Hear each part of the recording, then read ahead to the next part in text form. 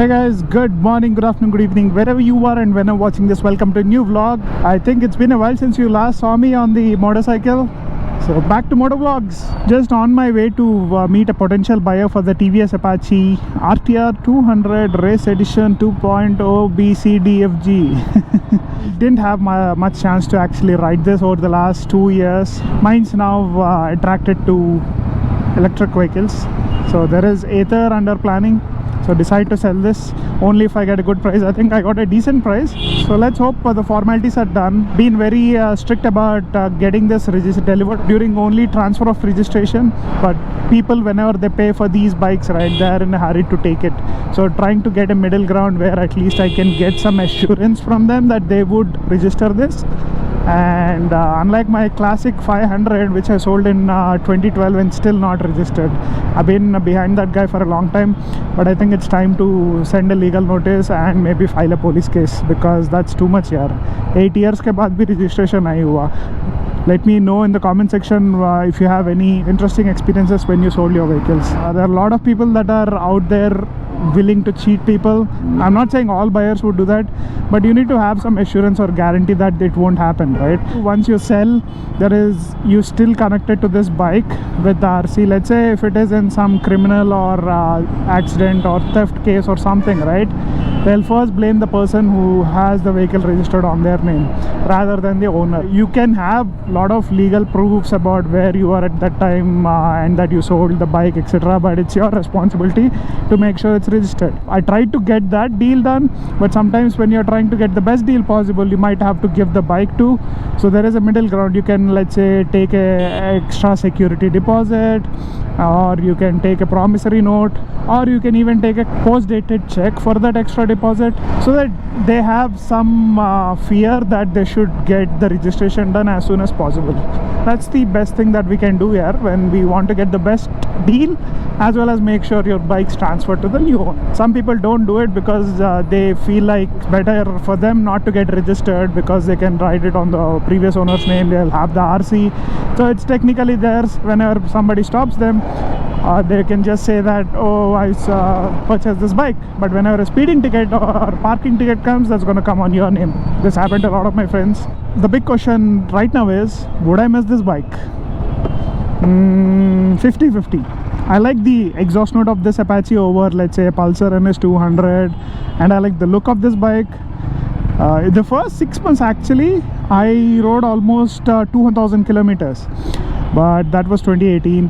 2019 March I went to Canada, came back in August, and then Sikkim ride, and then the surgery, and then the lockdown. So literally for 1.5 years this was hardly used, but I started the bike frequently. Quite a lot of traffic today around 12 o'clock in the morning. Pretty usual for this route, especially there is a flyover construction that's happening. But the best part about this bike in traffic is you get slipper clutch, man. This clutch is one of the lightest that I've tried. I didn't travel much. This is probably the least odometer reading that I'm selling a bike on, but it's been with me for almost 2.5 years. Never happy selling a bike just like that, but I realized I can't have a bike, a city bike and a scooter both together. So thought I'll just keep the scooter, and if the deal works out, well and good, right? Some of the memories that I have on this bike are, I remember going to Sriman's house and picking up my coffee shop's cups. A big box, like this big a box, was tied on the back. This is the image. Oh boy, that was fun riding with it. I never imagined myself carrying a box like that on a bike and then traveling almost 30-40 kilometers within the city. I wanted to do that to see how this bike pulls, but it pulled well. One thing that I missed probably not doing is actually traveling outside the city, because that's something I wanted to test this bike on. Go like maybe till Vijayawada or something, test out how I can actually handle this bike on the highway. I think this should be pretty much fine here. You can easily go to 80 kilometers per hour aram se, and you can cruise around that speed. It'll just take probably 1 hour longer than let's say on my BMW, but that's a different kind of experience. One, the mileage would be amazing. This would give me 32, 33 in the city, On the highway I think it would go up to 37, 38, which is pretty good for a 200cc bike with 20 Nm of torque and 18 bhp of power. I hope this flyover is done, man. Once the flyover is done here, I think this road will be easier to travel on. Hey, Scroojana. Scroojana. Srujana Tinnava. While we wait for the traffic to ease, I want to show you a few things here. So this has the trip meters as usual, and then we have a lap timer, so you can actually do a lap timer here once you are on the track. Top speed, this is something I didn't do. It's been there since I got the bike. I don't think I tried 121 at all.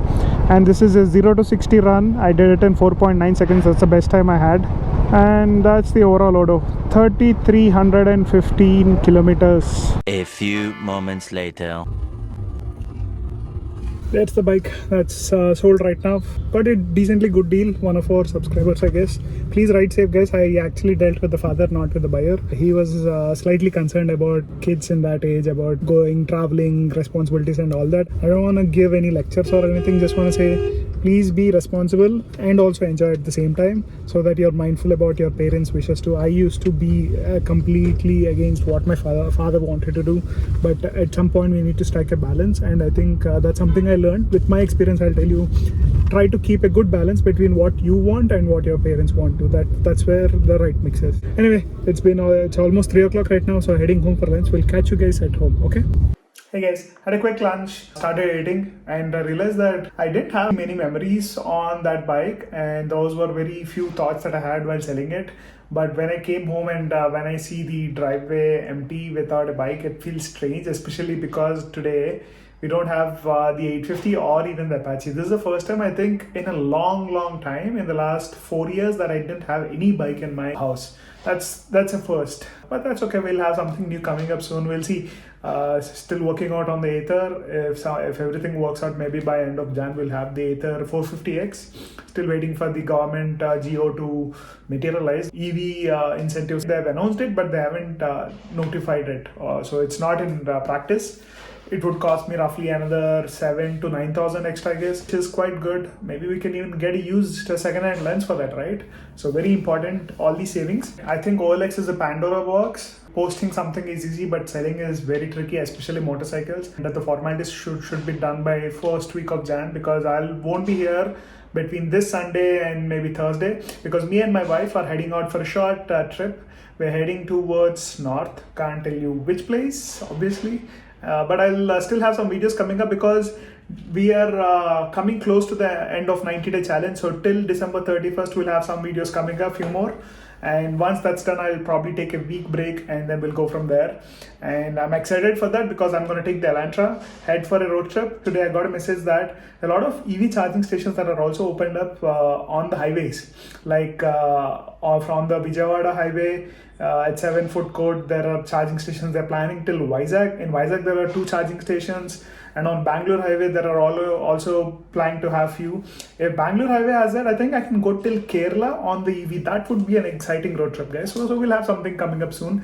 But for this road trip with my wife, it's going to be on the Elantra. So looking forward to that. Might have to do some packing tomorrow. Hence wanted to finish the edit today. And then on Sunday we'll have the ride. And the next video will be on the road in the Elantra. Okay. Hope you enjoyed this video. Let me know what you think in the comment section. And in case you're watching this in the night time, have a good night. Take care. And see you guys in the next one. Bye-bye.